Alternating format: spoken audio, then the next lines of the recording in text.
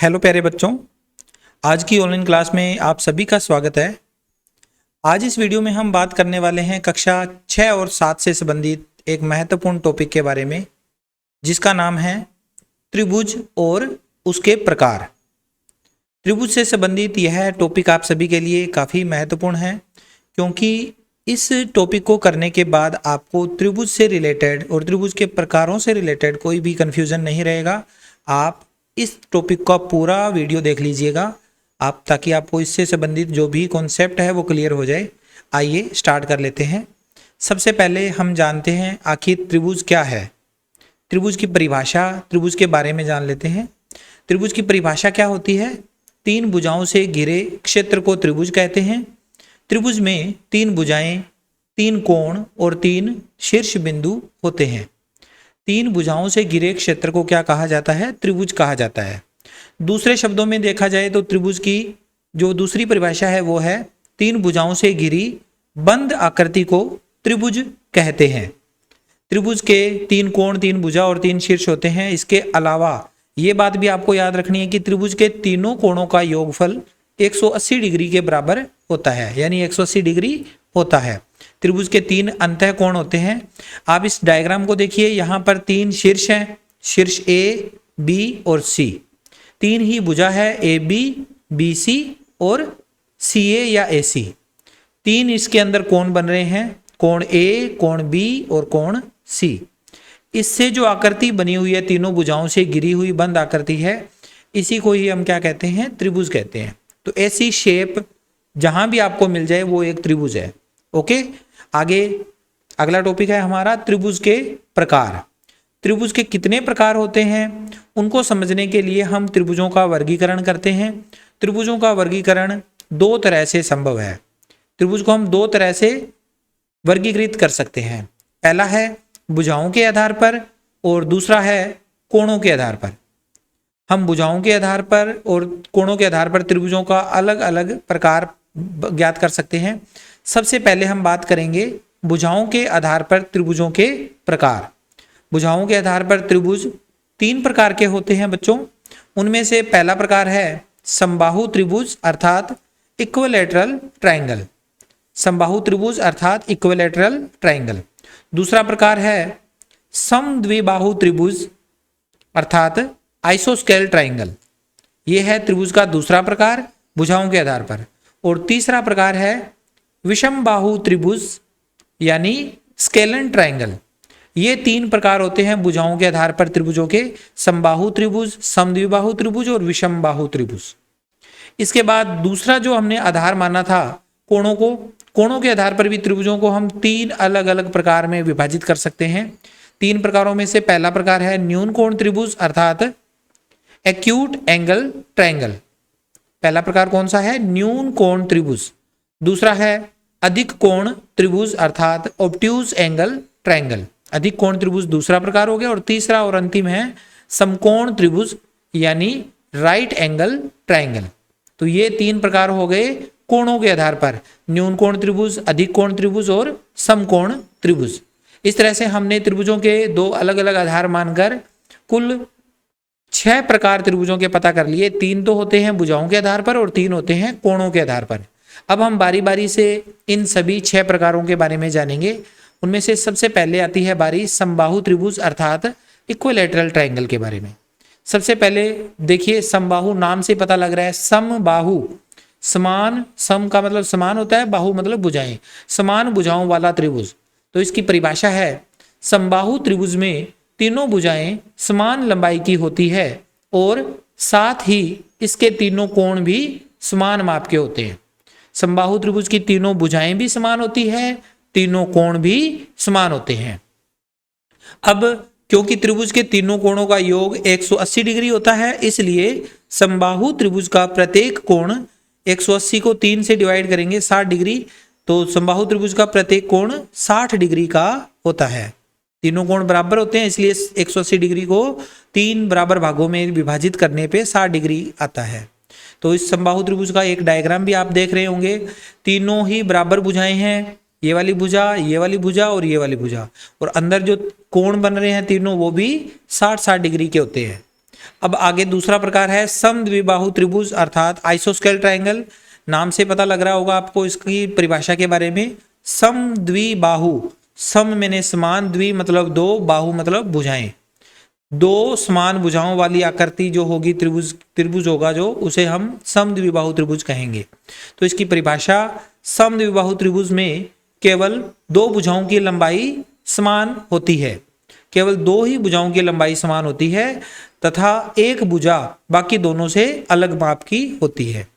जैसा कि आकृति में दिख रहा है, ये वाली भुजा और ये वाली भुजा, दोनों भुजाएं समान हैं, जबकि तीसरी भुजा अलग है। कोणों के बारे में भी देख लीजिए इसमें। इस त्रिभुज में तीसरी भुजा जो कि बाकी दोनों से अलग है, ये जो तीसरी भुजा है, ये जो बाकी दोनों से अलग वाली भुजा है, पर बने दोनों कोण समान माप के होते हैं। इस वाली तीसरी भुजा पर बने हुए दोनों कोण क्या होते हैं? एक जैसे होते हैं, एक बराबर होते हैं। ये दूसरे शब्दों में देखें तो ये जो दो बराबर भुजाएं हैं ना, इनके सम्मुख कोण बराबर होते हैं।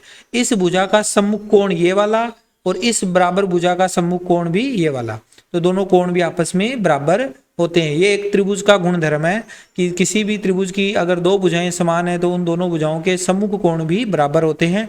ये हम आगे बड़ी कक्षाओं में पढ़ते होते हैं। तीसरी चीज इसमें, ये जो तीसरा कोण बच गया, इसके बारे में भी क्या है बात, यहाँ पर देख लीजिए।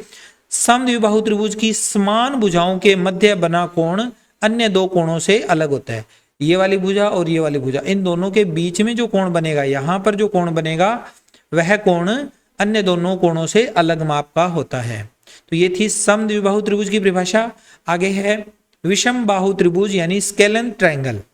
नाम से पता लग रहा है विषम बाहु त्रिभुज, तो इसकी परिभाषा है, विषम बाहु त्रिभुज में कोई भी भुजा समान नहीं होती, बल्कि तीनों अलग अलग लंबाइयों की होती है। तीनों ही भुजाओं की लंबाइयां अलग अलग होती है, और इसके अलावा इसके जो तीनों कोण भी होंगे वो भी अलग अलग माप के होंगे, क्योंकि भुजाएं भी अलग माप की है तो कोण भी अलग माप के होंगे।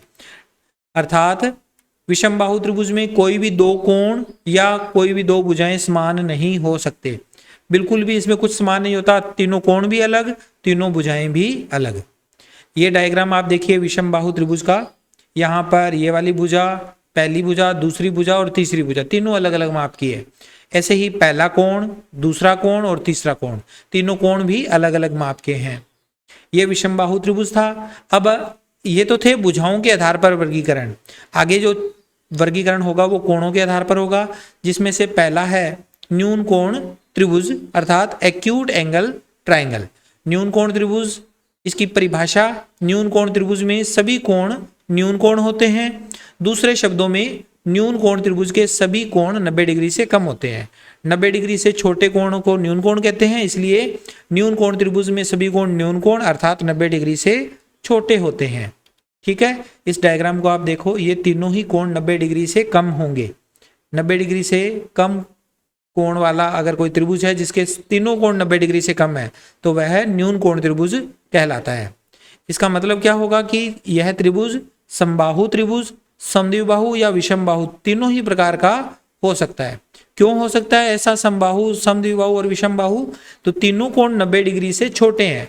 हो सकता है कि तीनों कोण 60-60 डिग्री के हो जाएं, तो ये एक न्यून कोण त्रिभुज भी होगा और समबाहु त्रिभुज भी होगा। समद्विबाहु त्रिभुज में दो कोण एक बराबर, तीसरा कोण अलग। जैसे मान लो दो कोण हैं 70 डिग्री के हैं, 70 डिग्री और 70 डिग्री, 70 और 70 140, तो बाकी तीसरा कोण कौन सा होगा? 40 डिग्री का होगा। तो वह कोण, दो कोण बराबर होने पर विषम जो समद्विबाहु त्रिभुज कहलाएगा। ऐसे ही अगर तीनों ही कोण अलग अलग माप के हैं, जैसे 50 डिग्री, 60 डिग्री और 70 डिग्री, तीनों कोण जब अलग अलग माप के होंगे तो विषम बाहु त्रिभुज बन जाएगा, क्योंकि उस स्थिति में तीनों भुजाएं भी अलग अलग माप की होगी। ये न्यून कोण त्रिभुज था। इसके बाद में आता है अगली बारी अधिक कोण त्रिभुज, ऑब्ट्यूज एंगल ट्रायंगल। अधिक कोण त्रिभुज की परिभाषा, अधिक कोण त्रिभुज में कोई भी एक कोण अधिक कोण होता है, यानी कि एक कोण 90 डिग्री से अधिक होता है। ऐसा त्रिभुज जिसका कोई एक कोण 90 डिग्री से बड़ा हो तो उसे हम कौन सा त्रिभुज बोलेंगे? अधिक कोण त्रिभुज बोलेंगे, ऑब्ट्यूज एंगल ट्रायंगल कहेंगे। इसकी डायग्राम आप देखो, ये वाला कोण तो 90 डिग्री से बड़ा है, बाकी के दोनों कोण 90 डिग्री से छोटे कोण होंगे। आगे इसके अंदर आप और चीज देखिए, इस प्रकार के त्रिभुज समद्विबाहु और विषम बाहु दोनों प्रकार के हो सकते हैं, लेकिन समबाहु नहीं हो सकते, क्योंकि समबाहु त्रिभुज में तीनों कोण 60 डिग्री के होते हैं। तो अधिक कोण त्रिभुज एक समद्विबाहु या विषम बाहु त्रिभुज हो सकता है, समबाहु त्रिभुज नहीं हो सकता। इसके बाद आगे है लास्ट समकोण त्रिभुज। समकोण त्रिभुज में आप देखो इसकी परिभाषा, समकोण त्रिभुज का एक कोण समकोण होता है, यानी कि 90 डिग्री का होता है। 90 डिग्री का कोण समकोण कहलाता है, इसलिए समकोण त्रिभुज का एक कोण 90 डिग्री का होना चाहिए। जैसे यह डायग्राम में आपको दिख रहा है, यहाँ पर ये वाला कोण जो है 90 डिग्री का है, तो इस त्रिभुज को हम बोलेंगे समकोण त्रिभुज। अगर समकोण त्रिभुज को भुजाओं के आधार पर देखें तो ये समद्विबाहु या विषम बाहु हो सकता है, क्योंकि समबाहु त्रिभुज में कोई भी कोण 90 डिग्री का नहीं हो सकता। समबाहु त्रिभुज में तो 90 डिग्री का हो नहीं सकता, इसलिए समबाहु त्रिभुज तो नहीं बन सकता। विषम बाहु भी हो सकता है, ये समद्विबाहु भी हो सकता है। जैसे ये 90 डिग्री का है, ये दोनों कोण अगर 45 डिग्री के हो जाएं तो ये समद्विबाहु त्रिभुज हो जाएगा। और अगर ये 90 डिग्री का है, ये 40 डिग्री का है और ये 50 डिग्री का है, तो वह विषम बाहु त्रिभुज हो जाएगा, क्योंकि उसके तीनों कोण भी बराबर नहीं होते, तीनों भुजाएं भी बराबर नहीं होती। तो ये था बच्चों कोणों पर, त्रिभुजों पर आधारित एक छोटा सा वीडियो, जिसमें आपने त्रिभुज के बारे में जाना, त्रिभुज के विभिन्न प्रकारों के बारे में जाना। इसके बाद हमारा आगे वाला जो वीडियो होगा वो चतुर्भुज पर आधारित होगा, चतुर्भुजों के विभिन्न प्रकारों पर। तो आप वो वीडियो भी जरूर देख लीजिएगा। बेसिक कॉन्सेप्ट से रिलेटेड ये वीडियो है, तो आपको काफ़ी हेल्प मिलेगी। Take care, bye bye.